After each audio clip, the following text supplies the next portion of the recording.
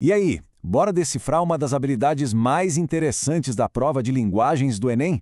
É sobre reconhecer o patrimônio linguístico.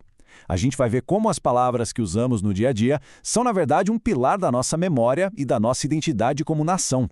E entender isso, olha, não é só sobre gramática, não. É sobre entender o Brasil.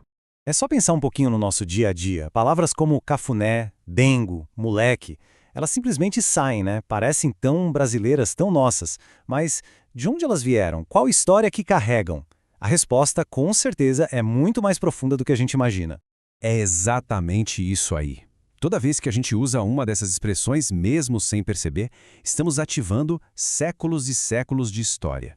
A nossa língua é um verdadeiro arquivo vivo, e é sacando isso que se domina a habilidade 20 do Enem. Ok, então vamos mergulhar um pouco mais fundo. Para entender o que o Enem espera da gente, vamos pensar na língua não como um livro de regras, mas como um museu. Isso mesmo, um museu vivo, onde cada palavra é uma peça, um artefato que conta uma história sobre quem nós somos. O primeiro conceito é esse: patrimônio linguístico. Assim como uma igreja antiga lá de Ouro Preto é um patrimônio material, a nossa língua, com todos os seus sotaques e gírias, é um patrimônio imaterial. E isso inclui a norma padrão, claro, mas também todos os jeitos de falar as palavras que vieram dos povos indígenas, dos povos africanos. É toda a riqueza da nossa comunicação. E junto com isso, vem a memória. A língua funciona como se fosse o HD da nossa história coletiva, sabe? Quando a gente fala pipoca, estamos mantendo viva a herança dos povos originários. Quando se fala em moqueca, estamos ativando a memória da imensa contribuição africana. As palavras são verdadeiros gatilhos de história. E tudo isso junto constrói a nossa identidade nacional. Mas atenção aqui, não existe uma identidade só, e sim muitas. Ser brasileiro é também o falar nordestino, o falar caipira, o sotaque do sul, as gírias da cidade grande. A língua celebra essa pluralidade toda, e é justamente por ser tão diversa que ela nos une. Agora, aqui tem um ponto que causa muita confusão na hora da prova e que é super importante. Variação linguística não é a mesma coisa que patrimônio linguístico para o Enem. Na variação, o foco é em como a língua muda e se adapta às situações. Já no patrimônio, a questão é por que essa variedade é valiosa, porque ela representa a história e a cultura de um povo. Guardar bem essa diferença é crucial. Certo, teoria entendida, vamos para a prática agora ver como esse conceito todo aparece numa questão real do Enem com aquela estrutura que a gente já conhece: texto base, um comando e as alternativas. Então, o texto base nos dá uma informação. Palavras super comuns do nosso dia a dia, como dengo e moleque, vieram de línguas africanas. Mas a parte mais importante é a conclusão. Usar essas palavras mobiliza séculos de história, resistência e integração cultural. O nosso processo aqui é bem simples. Primeiro, a gente entende o texto. Ele está valorizando a herança africana. Segundo, olhamos o comando, que pergunta a função cultural disso. E terceiro, vamos eliminar o que não faz o menor sentido. Alternativas que falam em empobrecer a língua ou dificultar a norma padrão são as clássicas armadilhas de preconceito linguístico. Pode descartar.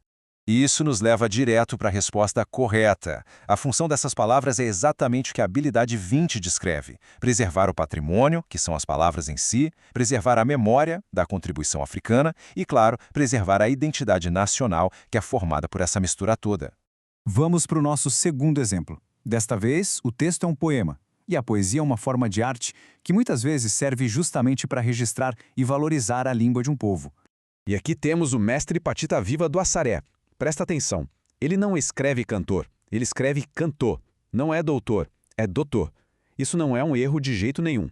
É uma escolha artística e política muito, mas muito poderosa. Repetindo o processo, o texto mostra um contraste entre dois mundos, o da cidade e o do sertão. O comando da questão pede a estratégia por trás dessa escolha de palavras. Se é uma estratégia, foi intencional, certo? Então a gente já pode descartar qualquer alternativa que diga que o poeta queria corrigir o seu jeito de falar ou que estava satirizando a própria cultura. E a resposta certa ilustra isso de uma forma brilhante. A estratégia do poeta é usar a língua do seu povo, o seu patrimônio linguístico, como uma maneira de reafirmar e dar valor à identidade cultural do sertanejo. É um ato de orgulho, de resistência.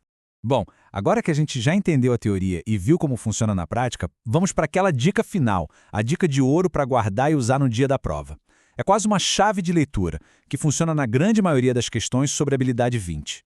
A sacada é a seguinte: o Enem sempre valoriza a diversidade cultural. Por causa disso, nas questões sobre patrimônio linguístico, a resposta correta quase sempre vai girar em torno da ideia de preservar, de valorizar e de reconhecer essa riqueza. Então, é só procurar por estes verbos nas alternativas: valorizar, preservar, legitimar, resgatar, reafirmar, documentar. Eles todos apontam para uma visão positiva sobre a diversidade da língua. Por outro lado, alternativas com verbos como corrigir, empobrecer ou restringir quase sempre vão ser os distratores, as opções erradas. E para fechar, fica essa reflexão. A língua é muito mais do que só comunicação. Ela é o nosso DNA cultural. Dominar esse conceito não é só uma estratégia para o Enem. É um jeito de entender melhor o nosso próprio lugar no mundo. É isso por hoje. Até a próxima!